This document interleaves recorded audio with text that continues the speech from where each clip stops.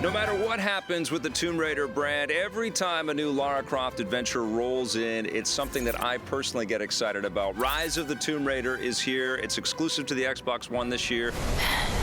It's amazing. For starters, it's absolutely breathtakingly beautiful. Did you see the snow? Can you believe the snow? I don't think I've ever seen better snow in a video game. It's so gorgeous. The cutscenes are phenomenal as well, but the environments are just so rooted in reality. You know, it's just so beautiful. There's just so much detail in every single direction that you go in, and you want to explore. You want to see what the developers have sort of crafted for you.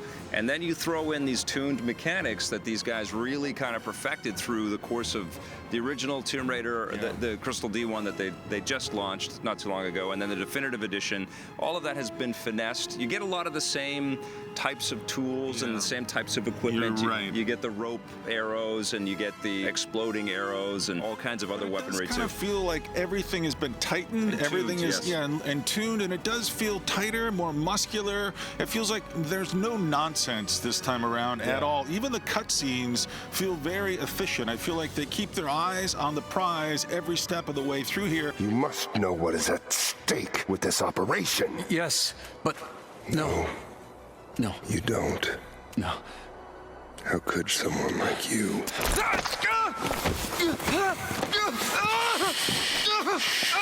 Go easy.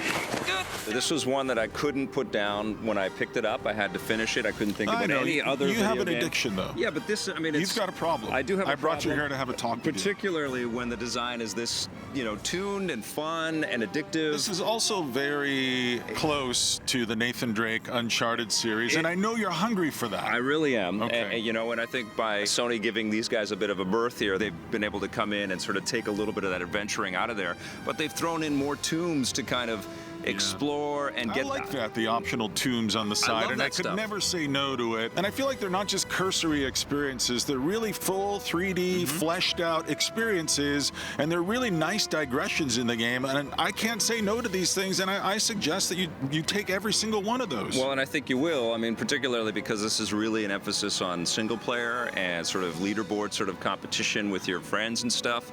They didn't really go for a multiplayer kind of deal here at all this time.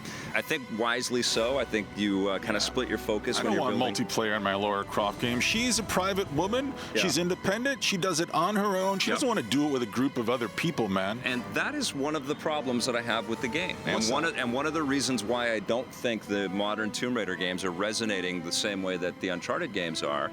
The Naughty Dog team has been really, really adept at putting fantastic supporting characters in each one of the Uncharted adventures. And I think they really embellish the experience. And I think Tomb Raider really suffers from a lack of any counterfoil to bounce off of with Lara Croft. She does have that one friend who's kind of like a bear. What's his name? He's like a living bear. Yeah, we forget about him. His name is Bear. Yeah, his name is Bear. He's big and he's strong. And there's a bunch of characters like that. Like all the villains and stuff like that just seem to be placeholder sort of concepts. Bear. Nice guy, for sure. All right, you're right. I agree with you. I think that's Victor a valid Sullivan, point. But you know? and listen, I have a little beef too. You're not the only one with beef today, okay?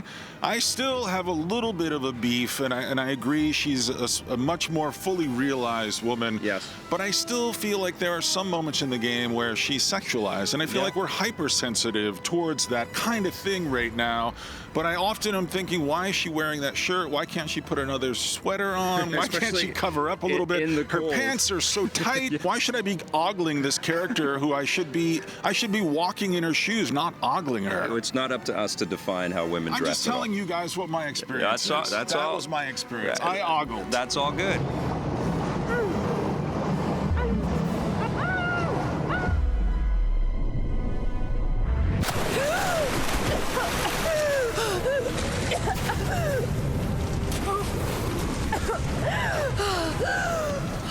You know what?